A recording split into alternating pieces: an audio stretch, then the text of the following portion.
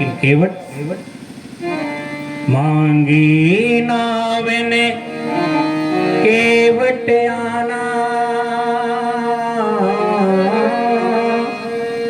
कहे तुम्हार मरमो में जाना। एक मर्द सती ने, दूसरा देखिए कौन नहीं जान पा रहा है।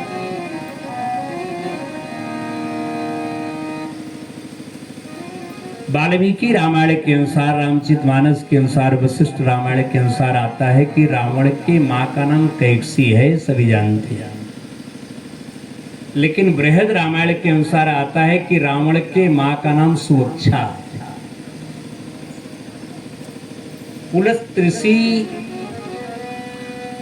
की पत्नी का नाम था क्रांति, ये बृहद रामायण के अनुसार। और क्रांति के पिता थे तृणबिंदु नाम के राजर्षि, क्षत्रिय की कन्या क्रांति। जंगल में तपस्या कर रहे थे। पुलस्त्य ऋषि की तपस्या को क्रांति भंग करना चाहते थे। बहुत बार रोका, लेकिन जब नहीं तो श्राप दे दिया पुलस्त्य ऋषि की, जाओ मैं श्राप देता हूं कि गर्भवती हो जाओ। कुंवारी थी। पिता को जब विदित हुआ तो कहा, बेटी तुमने बहुत बड़ी भूल किया, संतोष का तुमने अपमान किया। पुलस्त्य ऋषि के पास तृणबिंदु नाम के राजर्षि ले आए। कहा, महाराज मेरी बेटी ने गलती किया, उसको आपने दंड दिया, लेकिन अब इसको अपनी पत्नी स्वीकार करो। पुलस्त्य ऋषि के श्राप से ही जो गर्भ था, जो पुत्र उत्पन्न हुआ, उसी का नाम हुआ विश्वश्रवा, रावण के पिता। भरद्वाज की कन्या का नाम था सुयसा, और सुयसा से यक्षों का जन्म हुआ कुबेर जैसे। कुबेर लंका का राजा। एक दिन कुबेर के मन में भाव आया कि मेरी एक माँ है, मैं सेवा करता हूँ, मेरे 2 माँ हो जाए तो मैं 2 माँ की सेवा करूँ। एक ही ठीक थी। अपने मंत्री से कहा, जाकर के मैदानों से कह दो कि अपनी बेटी का विवाह मेरे पिता के साथ कर दे। मैदानों के पास जाकर जब मंत्री ने कहा, तो मैदानों ने कहा, जाकर के उस ब्राह्मण भिक्षुक को कह दो कि हमारी बेटी का विवाह किसी राजा महाराजा के यहाँ होगा, इनके यहाँ नहीं।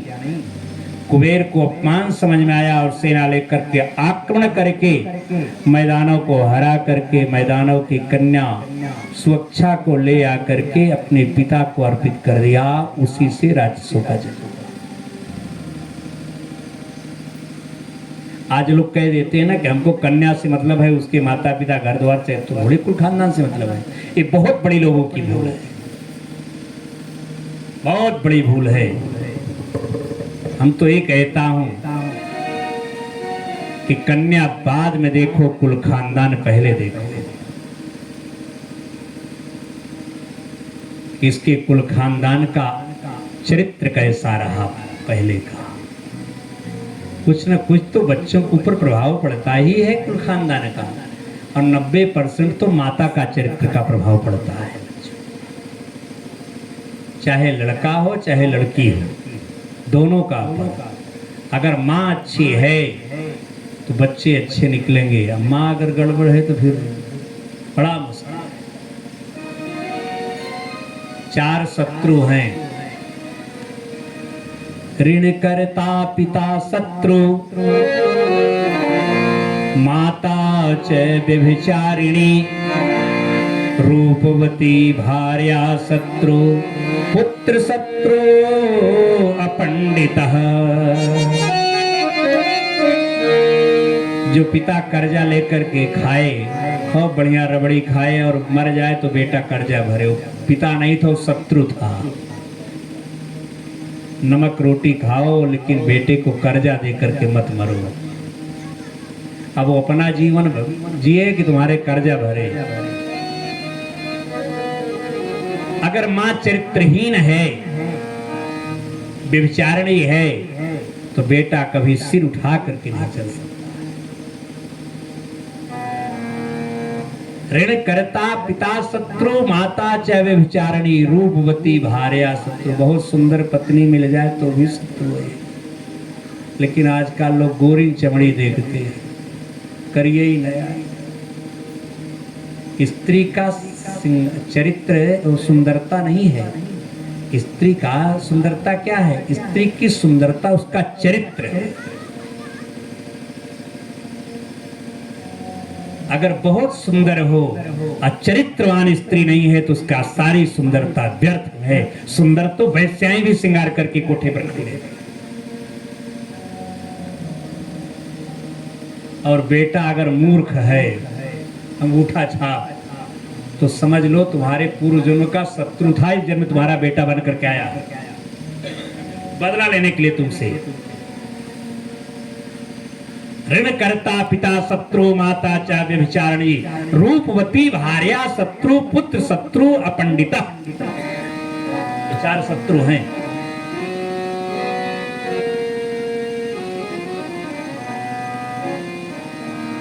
और मैदानों की कन्या थी, राक्षस की कन्या थी, इसलिए राक्षस को ही तो जन्म दे रही है। अच्छा, आप कहोगे कि स्त्री का क्या दोष? दोष था। 3 लोगों ने गलती किया और तीनों को राक्षस पुत्र उत्पन्न हुए। कश्यप ऋषि की पत्नी दिति ने सायंकाल को कश्यप ऋषि से रति याचना किया। कश्यप ऋषि रोक रहे थे, देवी ये संध्या का वेला चल रहा है। 3 बजे के बाद संध्या वेला हो जाती है, दिन में भी रात में भी। उसमें भगवान शंकर अपने प्रेत मंडली के साथ में भ्रमण करते हैं, गणों के साथ। कहा देवी इस समय उचित समय वेला नहीं है।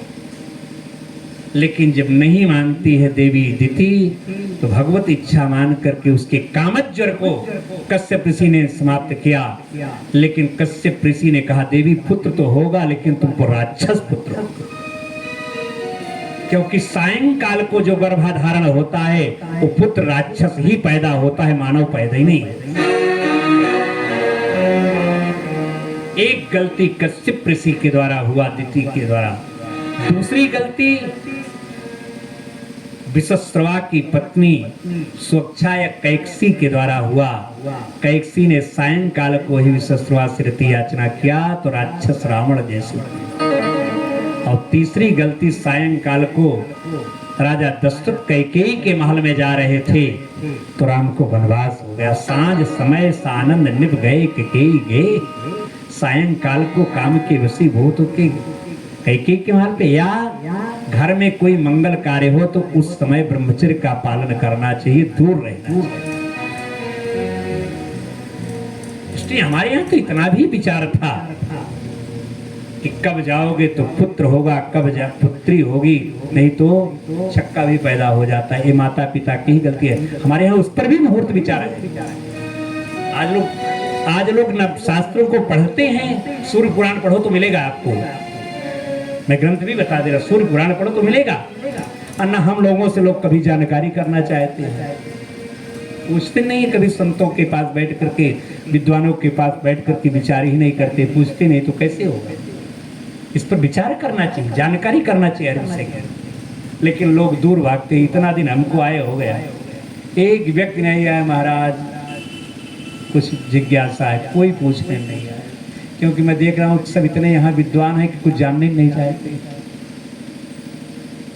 इतना सब जानते हैं, हमको तो लगता है कुछ दिन रह करके यही हमको सीखना ही पड़ेगा, इन्हीं लोगों से पढ़ना पड़ेगा।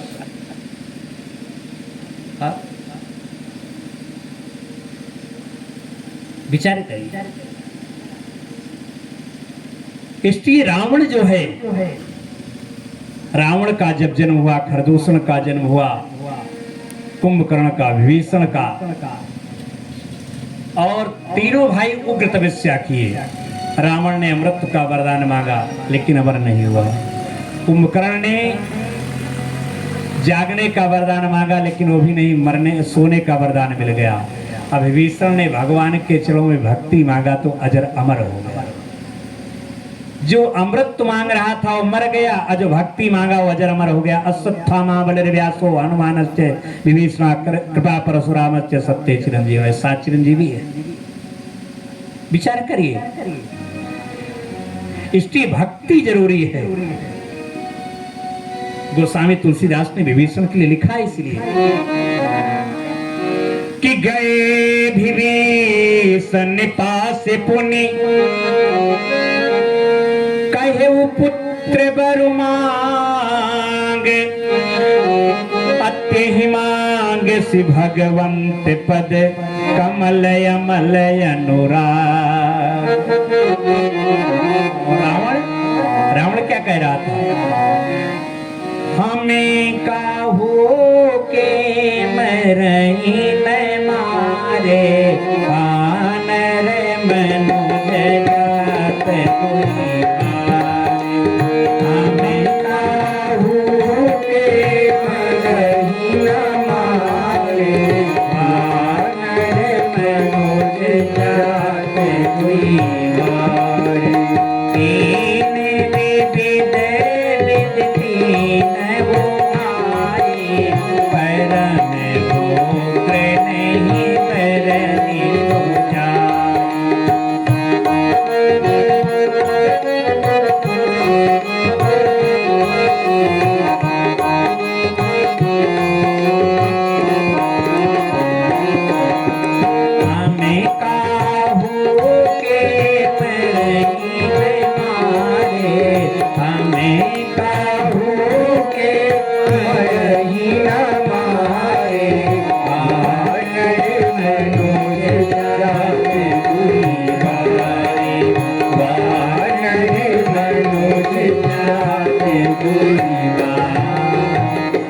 रावण कहता मैं अजर अमर हो जाओ। ब्रह्मा ने कहा मैं स्वयं नहीं अजर हूं। अच्छा ब्रह्मा मरते हैं भैया। इसका नाम क्या है? जहां बैठे हो इसका नाम क्या है? जानते हो आप लोग? क्या नाम? मेरा नाम ना गलत बोल रहे हो, झूठ बोल रहे हो। कैसे ब्रह्मचारी जी का स्थान होगा? इसका नाम है मृतलोक।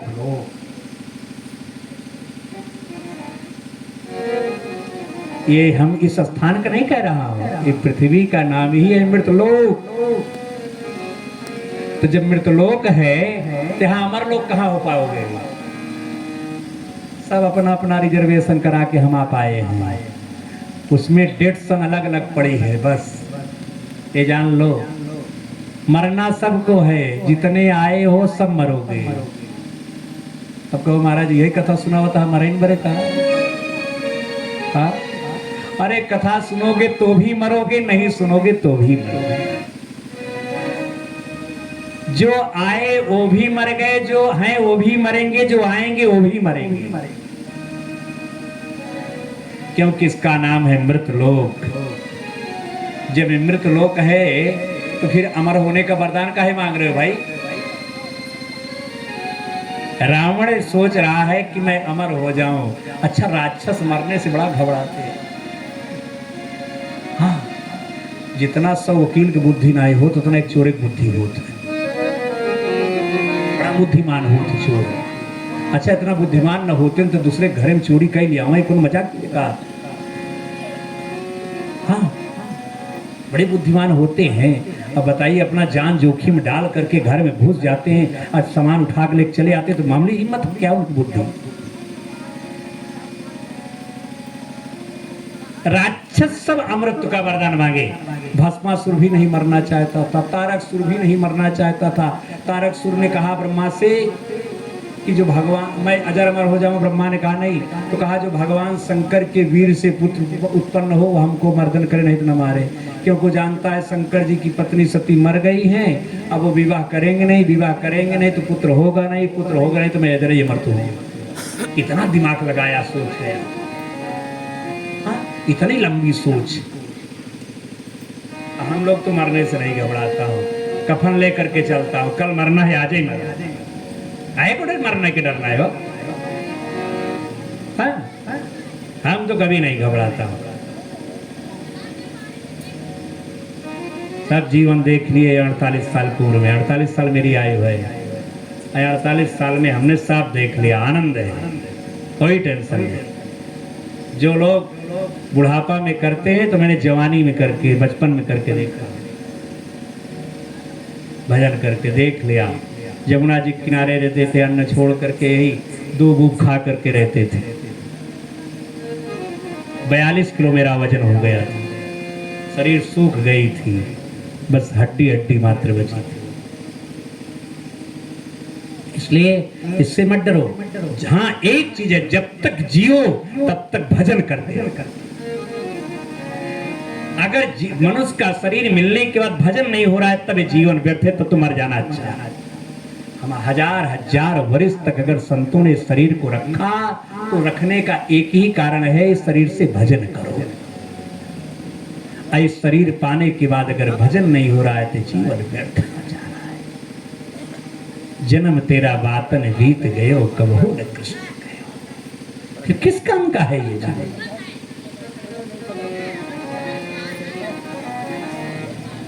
रावण जानता है कि बंदर मनुष्य तो मेरे हार है, मेरा क्या करेंगे।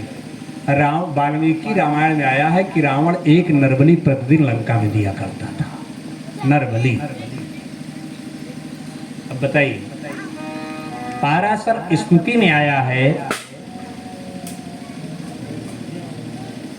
पाराशर स्मृति में आया है कि जब घनघोर कलयुग लग जाएगा, 8 वर्ष की कन्या ही संतान उत्पत्ति करेगी।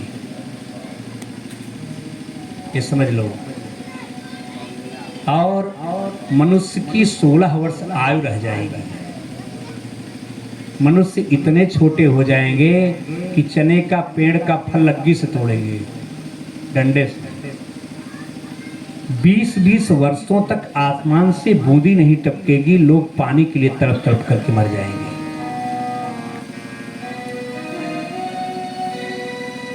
और स्त्री जिस बच्चे को अपने पैदा करेगी उसी को मार करके कढ़ाई में भूंज करके खाएगी। अभी भी खाना शुरू हो गया है। चाइना वाइना में 3-4 महीने का गर्भपात करा करके स्त्रियां उस बच्चे का मांस खाती, कहती बड़ा अच्छा लगता है। चाइना में। अब भारत में खा नहीं रही, गर्भपात करा दे रही है। 4 महीना 3 महीने का गर्भ डॉक्टर के द्वारा जाकर के गिरवा दे रही हैं। तो ये मारना ही तो है, क्या रह गया है। स्त्री ही स्त्री जात की शत्रु है, ये जान लो। अगर स्त्री अपने पर आ जाए तो कभी गर्भपात नहीं हो सकता है।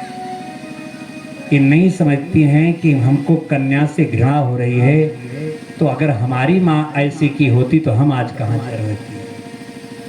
इस पर कभी, क्योंकि इतना बैठ करके सोचने का समय नहीं है, तो सोचे कहाँ। क्योंकि तुम भी किसी की कन्या हो, आज किसी की पत्नी हो, फिर माँ हो, तो तुमने इतनी बड़ी शत्रुता अपने गर्भ के साथ कर रही हो, तुम्हारा भगवान कहाँ क्षमा करेंगे।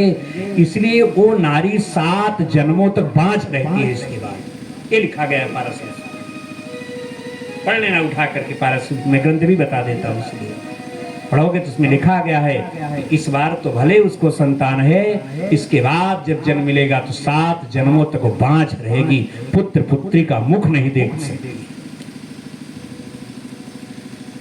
क्योंकि किया हुआ कर्म तो भोगना पड़ेगा, चाहे इस बार भोगो चाहे अगले बार।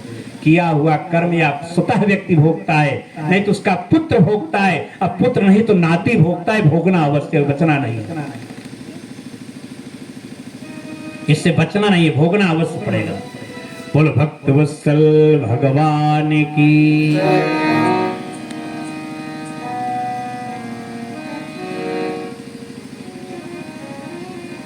ब्रह्मा ने वरदान दिया रावण को, और जब बगल में देखा तो कुंभकर्ण था, बड़ी विशाल काया। कहा वरदान मांगो, क्या चाहते। कहा मैं 6 महीना जागूं, 1 दिन सोऊं। ब्रह्मा ने कहा जितनी सृष्टि रचना करूंगे सब खा डालेगा। हाँ, तुरंत शारदा को प्रेरित किया, कहा बिना आपके वरदान इसको नहीं दे पाऊंगा। जैसे शारदा आई तो कुंभकर्ण से कहा वरदान मांगो। कहा मैं 6 महीना सोऊं, 1 दिन जागूं। कहा ये मस्त। आज भी बहुत लोग हैं कि 12 बजे 11 बजे 1 बजे तक सोते रहते हो। कुंभकर्ण की वंशावली चल रही है आज भी। हाँ, सूर्य अस्त के समय सोने से और सूर्य उदय के समय सोने से दोनों के समय पुण्य क्षीण होता है। सूर्य निकल जाए सोते रहो तो आपका पुण्य क्षीण होगा, और सूर्य अस्त होते रहे सो जाओ तब भी आपका पुण्य क्षीण होगा। महाभारत में एक कथा आई है, बता दूं आपको। एक जरत्कारु ऋषि थे और नाग वासुकी के बहन का नाम भी जरत्कारु था। जरत्कारु ऋषि ने प्रतिज्ञा किया था कि मैं विवाह नहीं करूंगा, और नाग वासुकी की बहन जरत्कारु ने प्रतिज्ञा किया था कि मैं विवाह करूंगी तो जरत्कारु ऋषि के साथ ही करूंगी। एक दिन जरत्कारु ऋषि जा रहे थे, ऊपर से आवाज एक आ रही थी। अब देखो हम लोगों को तो नीचे आना ही आना है। अब हमारे कुल खानदान में मात्र एक संतान बचा है, वो भी प्रतिज्ञा कर लिया कि अब मैं विवाह नहीं करूंगा, तो मुझको कौन सा पिंडदान तर्पण करेगा। ये बात जब जरत्कारु ऋषि ने सुना तो कहा, आप कौन बोल रहे हो? कहा, मैं आपके पितर बोल रहा हूँ। कहा, क्या कह रहे हो? कहा, बेटा तुम विवाह नहीं करोगे तो तुम्हारे बाद हमारी वंशावली समाप्त हो जाएगी, कोई हम लोगों को हवन तर्पण करने वाला, पिंडदान देने वाला नहीं रह जाएगा। तब जरत्कारु ऋषि ने कहा, मैं अपने पूर्वजों के हित के लिए विवाह करूंगा, इसलिए विवाह का उद्देश्य ही है संतानोत्पत्ति। इसलिए आया है शास्त्र में, अगर एक पत्नी से संतान नहीं हो रहा है तो दूसरा विवाह करने में पुरुष को कोई पाप नहीं है, कोई पाप फिर नहीं है। हाँ, संतान है फिर दूसरा करता है तब वो पाप का भागीदार है। विवाह का उद्देश्य है संतानोत्पत्ति। लेकिन जरत्कारु ऋषि ने कहा, एक मेरी प्रतिज्ञा है, मैं विवाह तो करूंगा लेकिन उस कन्या के साथ करूंगा जो मेरी आज्ञा की जिस दिन अवहेलना करेगी उस दिन परित्याग कर दूंगा। ये बात नागवासी की बहन को जब विदित हुआ तो कहा, मैं विवाह करूंगा। दोनों पत्नी का विवाह हो गया, आनंद से रहने लगे। एक दिन दोपहर में विश्राम कर रहे थे जरत्कारु ऋषि और निद्रा लग गई। सोते सोते सूर्य में लालिमा आ गई। अब सूर्य अस्त होने वाला है। पत्नी ने विचार किया, क्योंकि पत्नी के जंघे पर सिर रख करके जरत्कारु ऋषि सो रहे थे। विचार किया, अगर मैं जगाती हूं तो मेरा परित्याग कर देंगे, और नहीं जगाती हूं तो इनका धर्म पुण्य नष्ट हो जाएगा। ये जीवन भर जो तप किए हैं वो सब आज समाप्त हो जाएगा। मन में विचार किया कि मैं पत्नी हूं। पत्नी वही है जो अपने पति को पतन से बचाए, वाइफ नहीं है। आज तो कह देते हैं बेगम साहब, बेगम कह देते हैं। बताइए, पत्नी शब्द कितना प्यारा शब्द है। पत्नी के सामने ही धर्म लगता है, वाइफ के सामने, बेगम के सामने धर्म शब्द नहीं जुड़ता है। हाँ, धर्म पत्नी कहा जाता है। कभी आप नहीं सुने होंगे कि धर्म बीवी कहा जाता होगा, धर्म वाइफ कहा जाता होगा, धर्म बेगम कहा जाता होगा, कभी नहीं सुने होंगे। हमारे यहाँ कितनी सुंदर संस्कृति थी कि माताओं के सामने धर्म शब्द जुड़ता था, बल्कि पुरुष के सामने धर्म नहीं जुड़ता था, लेकिन देवियों के सामने धर्म शब्द जुड़ता था। धर्म पत्नी कहा जाता था। जब धर्म पत्नी थी तब प्राणनाथ थे। अब न प्राणनाथ रह गए न धर्म पत्नी रह गए, वे हस्बैंड हो गए तो वाइफ हो गई। अब मियाँ हो गए तो बेगम बीवी हो गई, मियाँ बीवी। कितना बदलते जा रहे। ये संस्कृति हमारी थी, ये हमारी धरोहर थी। बोल भक्त वत्सल भगवान की जय।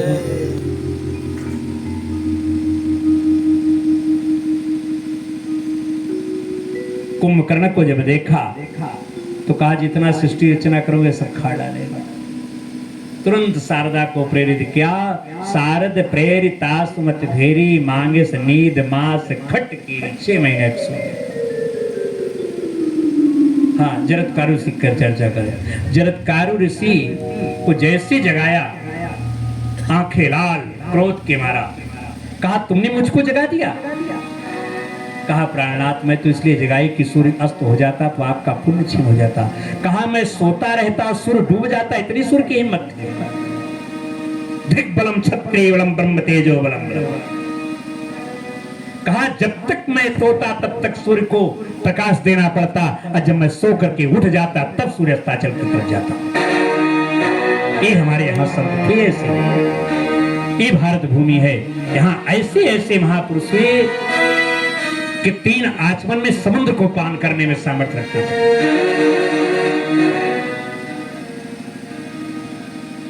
विचार करिए, ये है हमारी संतों की महिमा।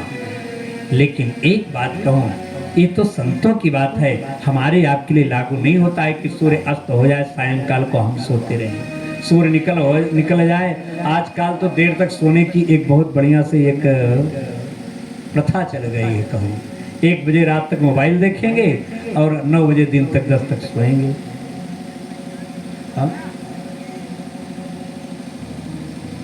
नींद कहते हैं सुबह सुबह बड़ी अच्छी लगती है, ये तो नींद लगती है लेकिन ये नींद ही विनाश का कारण भी बन जाती है।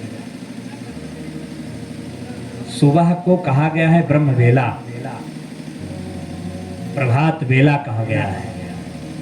सुबह का स्नान अमृत स्नान है, सूर्य निकल जाए तो दुग्ध स्नान है, और 12 बजे के बाद रक्त स्नान है।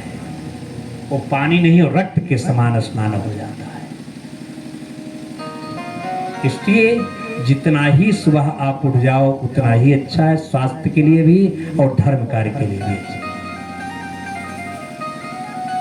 रावण जब राज सिंहासन पर बैठा तो अपने परिवार को देखा, और आज के भी राजा लोगों की यही हाल है, जनता को नहीं देख रहे हैं, अपना परिवार देख रहे हैं। बस